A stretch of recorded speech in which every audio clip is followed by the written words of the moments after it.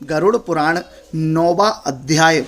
इस अध्याय के अंतर्गत गरुड़ जी भगवान से कहते हैं कि हे भगवान नारायण, मुझे आप इस कर्म के विषय में बताइए कि जब किसी व्यक्ति की मृत्यु होने वाली हो तब कौन से कार्य करना चाहिए और मृत्यु के निकट पहुंचने वाले व्यक्ति के लिए कौन से कर्म श्रेष्ठ होते हैं जिससे उसे मोक्ष की प्राप्ति हो। भगवान बोले, हे गरुड़, मरने पर जिस विधान के करने से सद्गति पाते हैं, मरण समय की उस विधि को मैं तुमसे कहता हूँ, ध्यान से सुनो। जीव जिस समय प्रारब्ध कर्म योग से शरीर को छोड़ते हैं तब तुलसी के समीप एक गोमय का मंडल करें। उस मंडल पर तिल स्वच्छ कुशा आसन बिछाकर उस पर सालग्राम की मूर्ति को स्थापित करें। अनेक पापादि को नष्ट करने वाली सालग्राम की मूर्ति जहाँ होती है उसके समीप रहने से प्राणी को निश्चय मुक्ति प्राप्त हो जाती है। तुलसी वृक्ष की छाया संसार के ताप को मिटाने वाली है, उसके समीप मरने से निश्चित ही मुक्ति प्राप्त हो जाती है। जिसके घर में तुलसी का वृक्ष होता है वह तीर्थ स्वरूप हो जाता है, उस घर में यमदूत कभी नहीं आते। तुलसी की मंजरी से युक्त होकर जो प्राण त्याग करे वह अनेक प्रकार के पापों से मुक्त हो यमलोक को नहीं जाता है। तुलसी पत्र को मुख में रख कुशा के आसन पर मरे वह मनुष्य पुत्रहीन होने पर भी वैकुंठ लोक में जाता है। 3 प्रकार के तिल, दर्भ और तुलसी पत्र ये सब नरक में जाते हुए प्राणियों को बचाकर सद्गति प्रदान करते हैं। भगवान कहते हैं, मेरे पसीने से तिल उत्पन्न हुआ है, इसलिए जगत में पवित्र कारक है। तिल दान से असुर, दैत्य, दानव आदि भाग जाते हैं। हे गरुड़, ये दर्भ मेरी विभूति है और ये मेरे रोम से उत्पन्न हुए हैं, इसलिए इन दर्भों के स्पर्श करने मात्र से प्राणी स्वर्गलोक को चले जाते हैं। कुश मूल में ब्रह्मा, कुश के मध्य में जनार्दन और अग्रभाग में शंकर निवास करते हैं। कुशा, अग्नि, मंत्र, तुलसी, ब्राह्मण, गाय ये सब बारंबार कार्य में आते हैं किंतु अपवित्र नहीं होते हैं। पिंड पर स्थापित दर्भ, प्रेत भोजन करने वाले ब्राह्मण, नीच के मुख से उच्चारित मंत्र, गाय और तुलसी ये तीनों नीच के पास हों तो आग्राही हैं और शमशान स्थित चिता की अग्नि अपवित्र है। गोमय से लेपन कर उस पर दर्भ बिछाकर मरणासन व्यक्ति को लिटाएं। आकाश में मरने वाले की सैया नहीं करें। मंडल पर ब्रह्मा, विष्णु, महेश्वर, अग्नि इत्यादि सब देवता स्थित रहते हैं, इसलिए मंडल अवश्य बनावें। सब भूमि पवित्र है, पर जहाँ लेप नहीं होता और जहाँ लेप है वे दोनों लेप से ही शुद्ध होते हैं। खटिया पर बिना गोमय की भूमि पर राक्षस, पिशाच, भूत, प्रेत, यमराज के दूत प्रवेश करते हैं। ऐसी भूमि पर मरने पर मृतक असद्गति को प्राप्त होता है।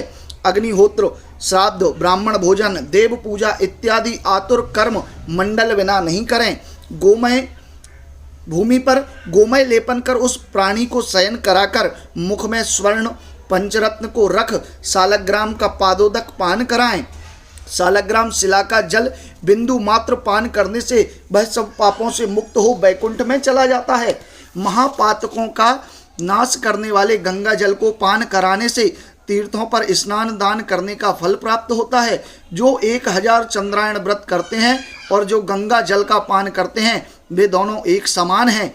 हे गरुड़, जैसे अग्नि से रुई का समूह नष्ट हो जाता है वैसे गंगा जल पान करने से सब पाप जलकर भस्म हो जाते हैं। जो सूर्य किरणों से तपे हुए गंगा जल को पीता है वह सब योनि से मुक्त हो विष्णु लोक को चला जाता है। दूसरी नदियाँ स्नान करने से पापी पुरुष को पवित्र करती हैं, यह गंगा नदी दर्शन तथा स्पर्श से, पान करने से, गंगोच्चारण से हजारों पापी पुरुष को पवित्र कर देती है, इसलिए गंगा जल संसार का तारक है।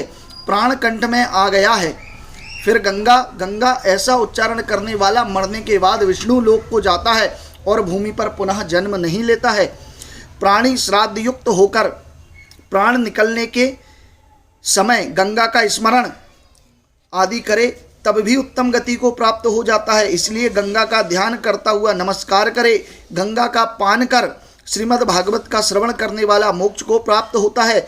जो अंत समय श्रीमद् भागवत का एक श्लोक, आधा श्लोक या पाठ या श्रवण करे तो ब्रह्मलोक में जाकर वापस नहीं आता है। वेद और उपनिषदों के पाठ से शिव या विष्णु स्तोत्र के श्रवण करते समय ब्राह्मण, क्षत्रिय, वैश्य की मृत्यु हो जाए तो अवश्य मोक्ष हो जाता है। हे गरुड़, जो ब्राह्मण, क्षत्रिय, वैश्य वैराग्य युक्त होकर अंत समय में यदि अन्न जल का त्याग करे या आतुर संन्यास ग्रहण करे, प्राण कंठ तक होने पर जो संन्यस्त ऐसा शब्द कहे, वह मरने के बाद विष्णु लोक को चला जाता है, फिर उसका जन्म नहीं होता। हे गरुड़, इस तरह धार्मिक पुरुष के अंत समय के कृत्य हुए हैं। उस पुरुष के ऊर्ध्व द्वार से प्राण निकलते हैं। मुख, नेत्र, नासिका, कान, इन द्वारों को ऊर्ध्व द्वार कहते हैं। इन द्वारों से अच्छे पुरुषों के प्राण निकलते हैं और योगियों के तालु रंध्र से प्राण निकलते हैं। प्राण और अपान ये दोनों नाभि स्थान में रहते हैं। जब ये अलग अलग होते हैं तब सूक्ष्म होने से उस वायु शरीर रूपी पुतले से निकलता है। उस वायु के निकलने के बाद यह शरीर गिर जाता है, जैसे बिना आधार वृक्ष वायु जल से नीचे गिर जाते हैं। प्राणी जब इस शरीर को छोड़ता है तब चेष्टा रहित यह शरीर दुर्गंध युक्त तथा निंदनीय हो जाता है। फिर कोई भी इस शरीर को स्पर्श नहीं करे। 3 अवस्था शरीर की होती हैं। प्रथम तो इसमें जीव पैदा होते हैं या जानवर खा जाते हैं। दूसरे, यह विष्टा सदृश दुर्गंध युक्त हो जाता है या चिता में भस्म हो जाता है। ऐसे शरीर को प्राप्त कर क्षण भर में नष्ट होने वाले मनुष्य क्या अभिमान करते हैं। पंच महाभूतों से निर्मित इस शरीर से 5 महाभूत निकलकर पृथ्वी में, तेज में, वायु में और जल में लीन हो जाते हैं।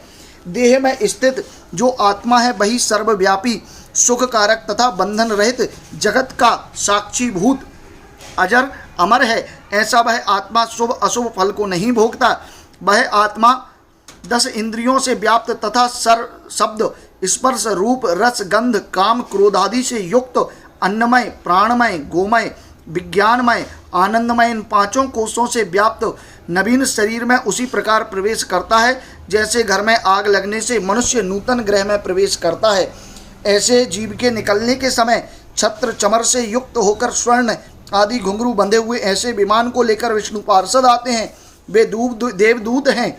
धर्म के सार को जानने वाले, बुद्धिमान तथा सदा धर्म में श्रेष्ठ कहे जाते हैं। उनको ऐसे विष्णुदूत अपने विमान में बैठाकर स्वर्ग को ले जाते हैं। धार्मिक पुरुष तत्काल देह धारण कर उज्ज्वल वस्त्र, पुष्पादि की माला तथा स्वर्ण रत्नों से आभूषित होकर अंत समय के दान के पुण्य से देवताओं से पूजित होकर स्वर्ग को चला जाता है। इस सभी विषय का विस्तार से वर्णन गरुड़ पुराण में भगवान नारायण ने बताया है कि जिस व्यक्ति की मृत्यु होने वाली हो उसे किस प्रकार के कर्म करना चाहिए।